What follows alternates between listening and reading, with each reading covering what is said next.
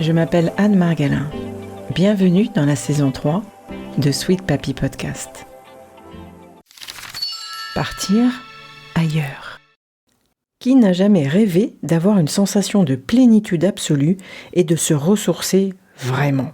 Alors aujourd'hui, nous partons à la découverte d'un univers apaisant et ressourçant en allant dans la forêt avec Anthony Moreau.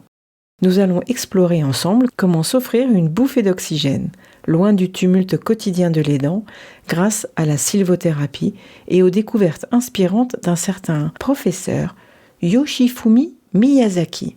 Je l'ai bien dit ? Alors vous êtes prêts ? On y va ! Quand les bras qui vous ont si longtemps réconfortés se fragilisent, quand vous souhaitez prendre soin avec douceur de ceux qui vous ont donné la vie, vous réalisez que c'est un monde inconnu qui s'ouvre devant vous. Vous êtes proche aidant. La vocation de Sweet Papy Podcast est de vous aider à garder ces moments agréables et mémorables pour maintenir votre équilibre de vie et une relation pleine d'amour avec eux. Avec nos invités, nous vous parlons de toutes les ressources positives, les solutions alternatives et les approches humanistes actuelles. Et nous avons à cœur de vous les transmettre pour vous soutenir et vous aider dès à présent. Alors je vous remercie de passer quelques minutes avec moi pour écouter les conseils d'une experte aidante et rejoindre ainsi une grande communauté bienveillante en cliquant dans le descriptif de l'épisode juste en dessous. Bonne écoute! Dans cet épisode, on accueille à nouveau donc Anthony Moreau, un fervent adepte de la sylvothérapie et un explorateur des bienfaits insoupçonnés de la nature sur notre bien-être. Ensemble, on va se faufiler entre les arbres centenaires, écouter le murmure des feuilles et surtout découvrir pourquoi et comment la forêt peut devenir notre meilleur allié de santé. Je m'appelle Anthony Moreau, je vis en Indre-et-Loire, proche de la nature. Est-ce que déjà tu peux nous expliquer ce que c'est que la sylvothérapie ? Ouais, bien sûr. Alors, déjà, je vais pas reprendre à mon compte un bain de forêt, c'est pas moi qui l'ai inventé. Mais je l'utilise volontiers parce qu'effectivement, il symbolise bien ce qui s'y passe dans cet élément naturel. On va dire que ça vient au départ du Japon. On appelait ça le Shirin-yoku. Le Shirin-yoku, c'est une technique donc japonaise ancestrale qui consiste à aller s'immerger auprès des arbres, dans la nature. Mais si tu veux, toujours avec cette notion orientale de la contemplation. Eux, ils sont pas trop dans le toucher. Tu sais, comme nous. Nous, on a besoin, en Occident, de toucher, de voir. Eux, ils sont dans une autre dynamique. Donc, forcément, le Shirin-yoku a été adapté à nos traditions, à nous, occidentales. Et donc, on appelle ça le bain de forêt ou la sylvothérapie. Pourquoi sylvothérapie ? Parce que ça vient de sylva, la forêt. Thérapie parce que, en fait, au-delà du fait qu'on pourrait faire des soins comme on les entend, tu vois, à partir du moment où tu vas t'immerger dans ce milieu, il va y avoir plein d'actions qui vont se mettre en place au niveau, une fois de plus, physiologique, physique, qui vont permettre de prendre soin de soi et de diminuer le stress et d'aller mieux et de booster son système immunitaire. Et juste une chose, c'est-à-dire qu'on n'a rien inventé en remettant ça en place au XXIe siècle. C'est-à-dire qu'aujourd'hui, il y a un vrai manque de nature pour les personnes, donc ça revient à la mode, on va dire ces tendances, ok, et c'est très très bien, et tant mieux, et c'est bien d'être guidé, parce qu'effectivement, en étant guidé auprès des arbres, on peut poser son cerveau, et on peut se laisser porter. Mais tu regardes au temps des Celtes, les druides, ils vivaient déjà en lien avec la forêt, les peuples ont toujours été en lien avec les forêts. Tu vas en Amazonie, ils ont un lien sacré avec la forêt, en Afrique, partout. Les arbres ont toujours eu cette dimension de sacralité. Moi, j'ai lu que la sylvothérapie, que ça produisait les hormones du bonheur, la diminution du stress, le renforcement des défenses immunitaires, la diminution de l'agressivité, des changements d'humeur. Pourquoi ne pas emmener nos sweet papy, peut-être un peu en perte d'autonomie, mais qui sont capables quand même de se déplacer en forêt avec un déambulateur ou aider avec une canne, etc. Est-ce que ça apporte aussi une stimulation cognitive et surtout la motivation au niveau de la communication ? Alors, ce qu'il faut savoir, c'est qu'effectivement, lorsque les personnes âgées vont aller en forêt, par exemple, vont aller toucher un tronc d'arbre, vont aller sentir ces odeurs d'humus, ces odeurs de mousse, de plantes, ça va souvent les ramener à des souvenirs de jeunesse et d'enfance. Et là, il va se passer quelque chose de magique, c'est-à-dire qu'on les renvoie à leur propre histoire, à leur propre autonomie, ce qui fait que à un moment donné, en se projetant dans le passé comme ça, d'accord, ça va les ramener dans un présent où ils vont pouvoir reprendre quelque part c'est des mouvements qui vont être beaucoup plus naturels et qui vont être moins en lien avec ce qu'on pointe chez eux une fois de plus, tu sais, leurs problématiques, mais de dire, ok, quand j'étais jeune, c'est vrai, je faisais ça, j'allais me promener en forêt avec mes parents, nous allions aux champignons. Et surtout que les bains de forêt, en fait, on marche pas beaucoup. Et par exemple, moi, chacune de mes sorties est adaptée en fonction de la catégorie de personnes que j'ai. C'est pas une randonnée, hein. On est vraiment dans autre chose.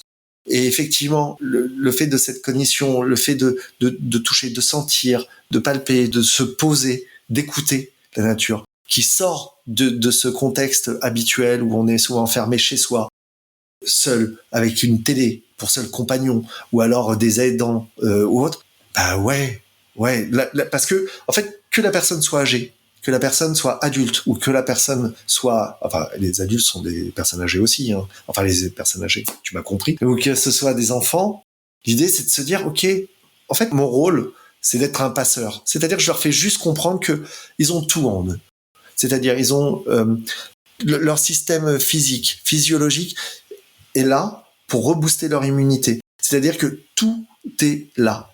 Nous sommes la nature, mais on l'a complètement oublié. Et on nous l'a fait oublier, on nous a dit, ok, non, vous occupez pas de ça, vous, d'accord, nous, on va vous gérer, on va vous soigner, on va faire tout. Alors bien sûr que le médical est important de temps en temps, je dis pas le contraire, mais on en oublie que nous sommes des êtres vivants, humains, qui sommes sur Terre depuis peut-être des millions d'années. Je dis des millions d'années, et j'insiste sur des millions d'années, parce qu'on ne connaît pas vraiment l'histoire. On ne connaît que l'histoire de ce qu'on nous a appris, c'est tout. Mais voilà, ça va beaucoup plus loin. Donc, faisons-nous confiance. Et à partir du moment où ces personnes revivent ces moments-là de joie, en fait, si tu veux, ça va stimuler en eux, eh ben effectivement, les hormones du bonheur, les hormones, comme on dit, les endorphines, les endorphines, effectivement, les endorphines. On va diminuer complètement le stress, ce qui fait qu'à d'un seul coup, j'oublie le quotidien et je suis dans l'instant présent. Être en reliance avec les couleurs de la forêt, le vert qui est très apaisant, être en reliance avec des sens qu'on n'a plus l'habitude de stimuler, va faire que à un moment donné, je peux pas me projeter ailleurs, je suis là, dans l'instant, parce que je suis obligé d'être concentré, tu vois. Et donc, ça change du tout au tout. Et ça, une fois qu'on l'a capté, on le garde en permanence. Oui, parce que c'est pas forcément pour les personnes âgées, ça peut être aussi pour ce que j'appelle les aidants, même ceux qui ont besoin de se ressourcer. Comment tu arrives à les faire parler, ou au contraire, peut-être que tu ne les fais pas parler? Il y a plusieurs phases. C'est un peu comme en sophrologie. Tu sais, si tu connais sûrement. C'est-à-dire qu'il y a une phase où on est nous-mêmes avec les ondes classiques du cerveau. Et si tu veux, au moment, on va passer en état sophroliminal, c'est-à-dire qu'à un moment donné, les fréquences du cerveau vont changer, ce qui fait que ça va amener vers un autre mode de détente et d'attention, dans un état de conscience modifié. Et c'est exactement la même chose qui se passe en forêt, c'est-à-dire qu'on vient nous-mêmes, il va y avoir une entrée, donc un début, un milieu et une fin.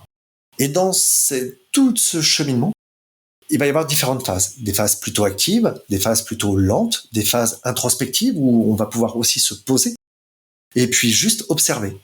Et souvent, c'est vrai que pendant le bain de forêt, on parle pas vraiment. Les personnes sont avec elles-mêmes.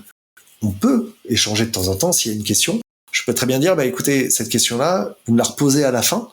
Tu me la reposes à la fin parce que pour l'instant, je veux pas y répondre. C'est pas que si je sais pas, je leur dis je ne sais pas. Et si je veux pas y répondre tout de suite, parce que je veux pas les faire remonter dans le mental. Je veux qu'on soit dans les émotions et le physique. Et donc, en fait, si tu veux, il va y avoir toutes ces phases de découverte, de pause. Et puis, à un moment, ce que j'aime faire sur la fin, c'est aussi de créer un cercle de parole.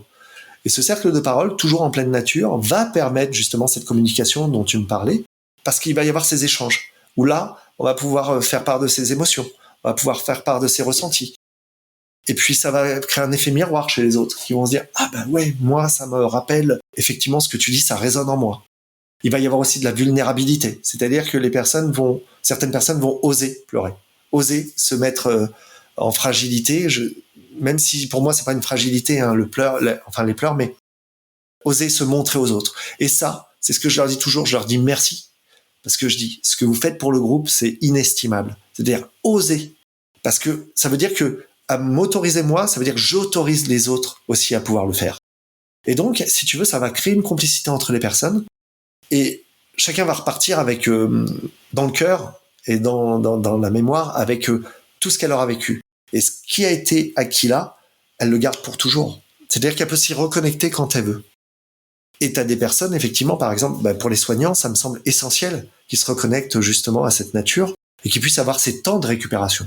Parce qu'on les sollicite énormément. Ils ont beaucoup de responsabilités, mais à un moment donné, se dire, OK, je vais me laisser porter. Je vais être guidé. Et puis, je vais faire confiance, moi aussi. Et puis, advient ce qui advient. Mais je sais que ça peut que me faire du bien. Ça permet de repartir différemment.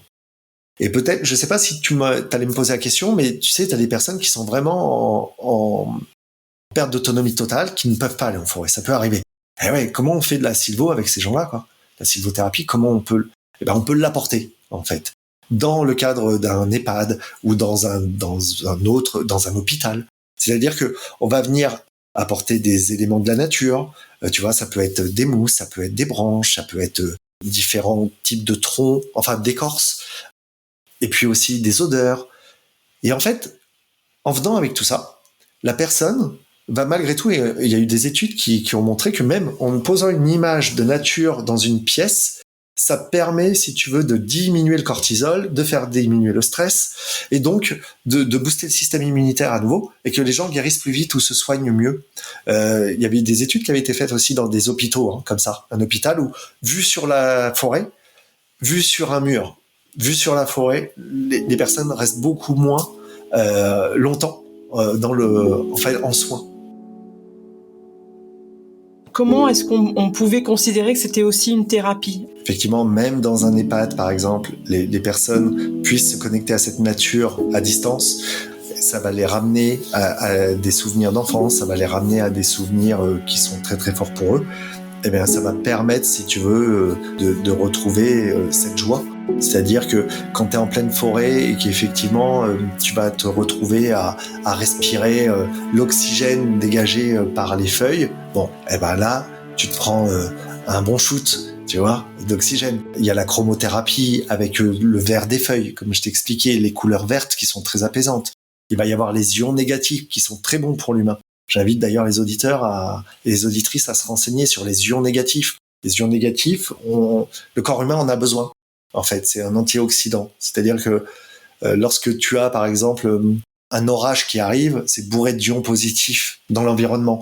Lorsque tu es devant un ordinateur, près d'une clim, ça dégage des ions positifs. Et les ions positifs, c'est pas très très bon pour le corps humain. Lorsque les personnes vont aller, par exemple, en forêt, avec les feuilles, enfin les aiguilles de pin qui vont frotter entre elles, avec le vent, par exemple, ça va créer des ions négatifs. Et ces ions négatifs, en fait, le corps humain va les prendre et rééquilibrer comme une pile. Parce que nous sommes des êtres avec de l'électricité en nous. Je schématise vraiment beaucoup, mais c'est ça. Et marcher pieds nus, par exemple, c'est pareil, parce que la Terre est bourrée d'ions négatifs. J'insiste beaucoup sur ces ions négatifs, mais tu vois, tu vas près d'une cascade, c'est pareil, ça fait du bien. Donc voilà. Et il y a aussi, effectivement, le fait il y a une forme de méditation qui se met en place. Il y a aussi de la marche. Donc on est en mouvement. Si tu veux, ça se joue sur énormément de plans. Tu sais, souvent on voit les personnes venir serrer un tronc d'arbre dans les bras. On se dit, ils font un câlin. Oui, ça peut être le câlin du côté symbolique. Et la symbolique répare aussi les gens d'un point de vue psychologique. D'accord ? Donc ça, il n'y a aucun souci. Donc il y a ce côté-là. Il y a le côté aussi, par contre, physiologique, dans le sens où chaque arbre, par exemple les pins, comme les pins maritimes, vont dégager des huiles essentielles, ce qu'on appelle des terpènes. Et ces terpènes, par exemple, vont booster, une fois de plus. Je parle beaucoup de booster le système immunitaire, je l'ai dit au moins 4 fois. Et essentiel surtout aujourd'hui, où on nous dit qu'on n'est pas capable de se défendre nous-mêmes contre des virus et des maladies, quoi. À un moment donné, quand je viens mettre mon nez proche d'un tronc d'arbre et que je viens inspirer les terpènes, qui, par exemple, c'est la térébenthine, tu vois, pour les pins. Ok, tout est là, tout est dit. Donc, si tu veux, oui, il y a cette forme de thérapie qui se joue sur plein de plans différents. Ouais. Même si moi, je préfère m'appeler sylvopraticien que sylvothérapeute. Mais ça, c'est avec moi-même. Non, parce que j'ai posé la question à ma sweet mamie, d'ailleurs. Je lui ai dit, tu sais ce que c'est que la sylvothérapie ? Alors elle a trouvé tout de suite parce que Silvo, en général, nos aînés ont fait du latin ou un petit peu de grec, un peu plus que nous à l'école. Ça faisait partie des choses qu'elle m'a racontées en me disant, moi j'adorais quand j'arrivais encore à aller marcher. Elle me dit, j'adorais aller marcher en forêt, juste à côté, ramasser les feuilles, préparer des bouquets. Elle partait toute seule et je lui dis, mais c'est pas sérieux, maintenant tu peux plus le faire. Oui, mais elle peut être accompagnée, effectivement. Et tu vois, au-delà de ça, et là, tu vois, il y a un exemple qui me vient, c'est-à-dire que elle aimait bien faire des bouquets, elle aimait bien ramasser des feuilles. Eh bien, on peut très bien aller chercher des feuilles, aller chercher des plantes, ramener tout ça jusqu'à eux pour que, effectivement, ces souvenirs reviennent à la surface, que le corps puisse se mettre en harmonie. Ouais, en harmonie avec ces souvenirs-là, ce qui fait que ça va leur faire du bien, tu vois, juste se faire du bien. Et ça, c'est essentiel, parce qu'on sait que quand une personne est joyeuse et de bonne humeur, eh bien, physiquement, ça l'aide à se soigner, ça l'aide à guérir, ça l'aide à avancer.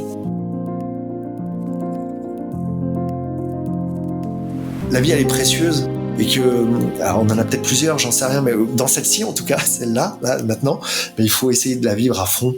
Et puis, oser aller. De pas avoir de regrets, de remords plus tard. Et de se dire, oui, si je suis pas en lien, qu'est-ce qui est le plus important? C'est le regard des autres? Ou c'est fondamentalement qui je suis moi? Et pour être en accord avec soi. Et on attire toujours après les personnes qui sont en adéquation avec qui on est. Aujourd'hui, tu gères en parallèle de ta profession un podcast, un excellent podcast qui s'appelle Peau de serpent. C'est un univers audio où tu pars à la rencontre des personnes qui ont pris leur destin en main en changeant radicalement de vie et de choix de vie. Écoute, merci de l'aborder. En fait, mais tout est en lien finalement parce que le podcast, il est en lien avec ce que je fais, avec mes aspirations aussi. C'est-à-dire que je pense que en tant qu'être humain, nous ne sommes pas des êtres limités. On nous a éduqués. On nous a appris, on nous a dit de nous taire, on nous a dit de ne pas répondre, etc. Et à un moment donné, t'as des personnes qui se disent, mais oui, mais en fait, moi, je suis pas épanoui dans ma vie, je suis pas heureux. Il y a quelque chose qui va pas, quoi. Et est-ce que j'ai envie de vivre toute ma vie comme ça, ou est-ce que j'ai envie, à un moment donné, d'essayer d'aller au-delà, pour être vraiment qui je suis au fond de moi? Et donc, en fait, ce podcast qui s'appelle Peau de serpent permet d'aller à la rencontre de ces gens qui ont eu un changement, mais qui a pu se produire, ça peut être après un accident, donc quelque chose de grave, de dramatique pour eux, mais ça peut être après une rencontre amoureuse, ça peut être après avoir lu un livre, un voyage. C'est très, très varié. L'idée de ce podcast, c'est de faire passer le message que tout est possible, qu'il ne faut pas avoir peur. Toutes les personnes auprès desquelles je vais à la rencontre, je vais les voir dans leur environnement naturel, c'est-à-dire que c'est moi qui me déplace. J'aime bien, c'est-à-dire déjà ça me fait voyager moi, même si ça reste en France. Alors ça peut très bien être en Touraine, là où je vis, parce que effectivement il y a des gens extraordinaires, il y en a partout autour de nous, voilà, qui sont pas médiatisés et qui méritent d'être reconnus pour qui ils sont et qui sont très inspirants. Et donc je vais à leur rencontre, j'emmène mon enregistreur, je me déplace, j'arrive. Souvent je les connais pas en fait, je les connais pas du tout. Donc lorsque je vais en entrevue, c'est la première rencontre. Et j'en ressors mais nourri. À chaque fois, je suis boosté et je me dis ouais, c'est génial. Tu fais un nouveau voyage, t'as pas besoin d'aller très loin, mais c'est un nouveau voyage. Quand tu connais pas les gens comme ça et que tu les découvres, c'est extraordinaire. Il se passe des choses incroyables sur place. Souvent, à un moment donné, tu vois, je vais avoir la chair de poule, quoi, dans les conversations, et même eux. Et tu sens qu'il y a plein d'émotions qui passent. Et ces émotions, on les entend après, dans l'épisode. Contrairement à ce que toi tu fais, où tu sais, c'est assez court quand même dans les entrevues, et t'aimes bien ce format, et moi j'apprécie aussi, c'est chouette. En fait, moi ça m'arrive de faire des entrevues qui durent 2 heures, et je vais pas couper. Pendant ces 2 heures, je coupe rien. C'est-à-dire, il y a les bruits ambiants, il peut y avoir le chien qui aboie, il peut y avoir la personne avec laquelle elle vit qui dit tiens, c'est le moment de venir manger. Ouais, t'as vraiment l'impression qu'on est à côté d'eux, c'est incroyable. Ce que je veux, moi, voilà, exactement, c'est exactement ça. C'est-à-dire que ok, on est ensemble, on est à 2 en train d'échanger, mais non, on n'est pas à 2. La personne qui écoute, elle est avec nous, assise sur le fauteuil à côté, elle est dans la même pièce. Ça.